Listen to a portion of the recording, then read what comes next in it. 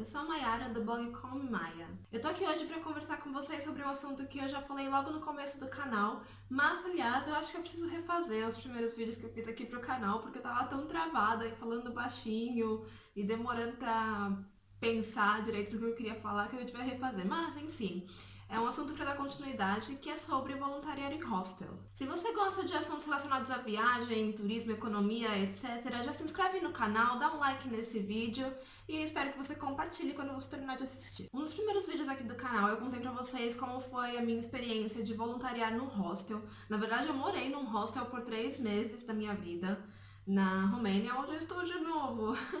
Eu acho que eu sempre vou acabar voltando para esse país, porque eu gosto muito daqui. Eu tenho muito que fazer um vídeo sobre o porquê eu escolhi a Romênia e porquê eu escolhi voltar. Mas no assunto de hoje eu quero conversar com vocês sobre a segunda experiência como voluntária num hostel. Pra quem não sabe, porque até mesmo eu não sabia até um ano atrás, quando isso apareceu na minha vida, é possível voluntariar em hostel, hotéis, enfim, fazendas, em troca de acomodação, café da manhã, às vezes até uma graninha. Eu vou deixar o link do vídeo anterior aqui em cima, em algum lugar, e aí vocês podem ver. Mas dessa vez foi uma experiência bem diferente. Eu fiquei menos tempo, eu fiquei em outra cidade, apesar de ser no mesmo país, e eu já sabia o que esperar, mais ou menos. Então não foi tanto um choque como foi um ano atrás, mais ou menos, né? Basicamente, o que você faz? Você trabalha ou na recepção, ou ajudando na limpeza, às vezes até promovendo eventos. Para quem é fotógrafo, por exemplo, muitas vezes, se é um hostel mais badalado, que tem festa, tem um bar, eles contratam também. Contratam não, né? Eles te dão uma acomodação para você trabalhar como fotógrafo para eles, enfim. Tem várias áreas aí. Eu tenho um post lá no blog que eu falo sobre os sites que você pode usar para conseguir esse tipo de trabalho. Eu vou deixar o link também na descrição. Mas dessa vez eu não fui através de site nenhum. Eu simplesmente decidi que cidade eu queria ir. Fiz uma lista dos hostels que eu encontrei lá pelo Worldpackers mesmo ou pelo Booking. E comecei a mandar e-mail na página do. No e-mail não, mensagem na página do Facebook deles. Tipo, olha, eu sou viajante, sou de tal país, já voluntariei em hostel antes, eu sei fazer isso, isso, isso. Tipo, bem informal mesmo, porque o ambiente de um hostel é bem informal e nesse caso, assim, não é como se você estivesse aplicando para uma vaga de emprego. Dessa vez eu fiquei em Sibiu, que é uma cidade na região central da Romênia. Eu tava louca pra conhecer um pouco mais, porque eu já conhecia da outra vez que eu tava aqui. Eu fiz uma viagem de carro com alguns amigos, a gente ficou uma noite só lá. Mas eu não consegui ver nada, e é uma cidade muito rica em história, já foi capital cultural aqui do país, então realmente tem muito para ver. Eu encontrei poucos, na verdade, hostels por lá, e eu fiz uma lista, eram uns 5 ou 6, eu mandei mensagem para uns 3 ou 4 deles, porque primeiro eu sempre olho as resenhas. Eu vou, tipo, no Booking, e eu olho o que as pessoas estão falando, porque mesmo que você seja um trabalhador, você ainda vai usar todos os ambientes do hostel e eu realmente não, eu tenho um problema assim, por exemplo, com banheiro, com cozinha, precisa ser muito limpo, muito organizado.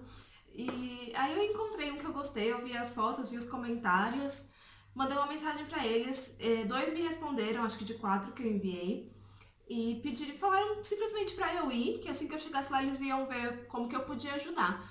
Foi realmente bem informal, assim, não teve ligação. Geralmente tem alguns que fazem entrevista por Skype. Comigo não teve nada disso, eles falaram, tá bom, pode vir quando que você quer vir. Eu queria passar 3 semanas lá e foi o que eu fiz. Aí eu falei as datas que eu queria ficar exatamente. E no dia que eu cheguei lá, que a gente começou a ver tudo, eu fiquei no Veld Hostel, que é bem no centro, então foi uma localização ótima. É um hostel relativamente pequeno, mas para a cidade eu acho que é até grande, porque a cidade tem só 100 mil habitantes. E o hostel tinha mais ou menos uns 9 quartos, então eu fiquei num quarto sozinha, o que foi ótimo, mas foi por conta da temporada, que eu vim numa temporada muito baixa mesmo. Eu tava nevando, tava menos 29 graus, eu nunca tinha passado por isso na minha vida, então eu mal saía. Mas o bom é que eu tinha tudo perto, aí dava pra fazer tudo a pé. Uma vez só eu tive que pegar ônibus na cidade, e foi bem baratinho, bem rápido também. O ônibus não é tão bem estruturado como os de Bucareste, a capital, mas ainda assim funciona bem para uma cidade pequena. Nesse hostel eu fazia serviço de recepção, então eu ficava mais ou menos 3 vezes por semana na recepção. Tem o turno da tarde e da noite. Era meio aleatório, assim como eles escolhiam. Eu ficava lá de boa, mas como era o primeiro primeiramente baixa temporada e um hostel pequeno, então não tive muito problema. Peguei bem fácil ali o que tinha que fazer. E eu conseguia também trabalhar nas minhas coisas enquanto ficava lá, porque muitas vezes eu ficava no turno da noite, então, tipo, não tinha mais ninguém pra entrar, sabia que não ia ter movimento ali. Pegava meu notebook e ficava fazendo as minhas coisas, então não me atrasou em nada, porque hoje eu trabalho em casa, trabalho remotamente, então tem hora que eu realmente preciso ficar no notebook e não tinha problema nenhum. O chefe, o gerente quase nunca ficava lá. Então era realmente um ambiente bem tranquilo, assim. Eu acho que principalmente por ter sido janeiro, né? Talvez no verão seja bem mais agitado, tenha correria, enfim. Minha experiência foi muito boa dessa segunda vez, principalmente porque eu não dividi quarto, os ambientes eram ótimos, tipo, era um hostel muito organizado, muito limpinho. Toda a equipe era muito legal. Mesmo com o tempo ruim, pude conhecer a cidade porque era uma localização muito central. Então eu acho que são as coisas que hoje em dia eu priorizo e também vou priorizar quando eu voltar a procurar essa experiência, porque eu pretendo voluntariar ainda em muitos hostels para conhecer muitos lugares.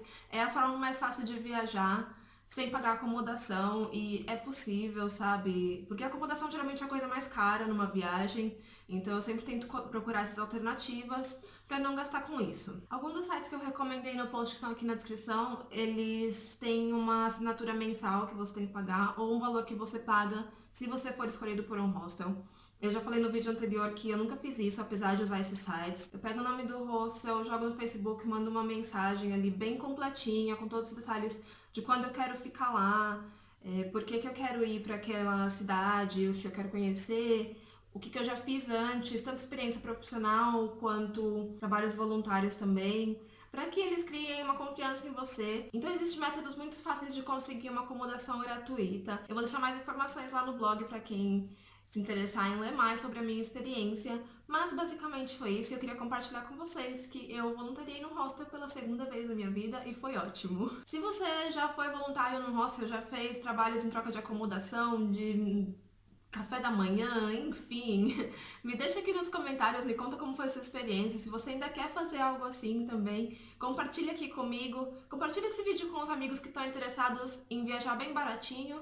Se inscreve no canal mais uma vez, eu sei que eu já falei isso, mas é muito importante que você faça. Mais uma vez, não esquece do like aqui no vídeo e a gente se vê no próximo. Um beijo e até o próximo vídeo.